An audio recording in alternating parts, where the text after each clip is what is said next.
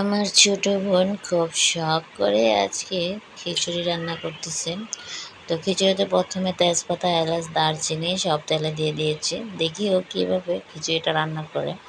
তো আমি হালকা পাতলা বলে দিয়েছিলাম, তবে ও নিজে থেকেই রান্না করেছে। যেহেতু নতুন রাঁধুনি, তো নতুন রাঁধুনি রান্না করছে, তাই খাবারটা কেমন হবে সেটাই ভাবতেছি।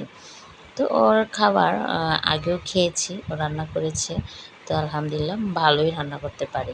তো দিয়ে দিল পেঁয়াজ কুচি, পেঁয়াজ কুচি দিয়ে এটাও আবার একটু ভেজে নিবে, হালকা ভেজে নিবে।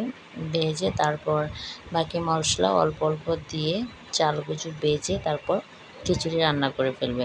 ও নিজে থেকেই বলতেছে আজকে ও খিচুড়ি রান্না করবে, আমার ছোটো বোনে খিচুড়ি রান্না করবে। তাই ভাবলাম ও যখন রান্না করে খাওয়াচ্ছে, রান্না করতেছে, তাহলে একটু ভিডিওটাও করে রাখি। তো এই তো বাকি মশলা দেওয়া শেষ। এবার এই যে চাল আর ডালটা দেওয়া হলো। এবার চাল আর ডাল কিছুক্ষণ ভেজে নেবে। তো কিছুক্ষণ ভেজে নেওয়ার পর তারপর পানি দিয়ে দিবে পরিমাণ মতো। তো এটাও আমি বলে দিয়েছিলাম। আর খিচুড়িতে আমরা একটু হলুদের পরিমাণটা কম খাই। খিচুড়িতে হলুদের পরিমাণ যত কম হবে খিচুড়িটা খেতে ততই ভালো হবে। এই তো ফাইনাল লুক, খিচুড়ি রান্না হয়ে গিয়েছে।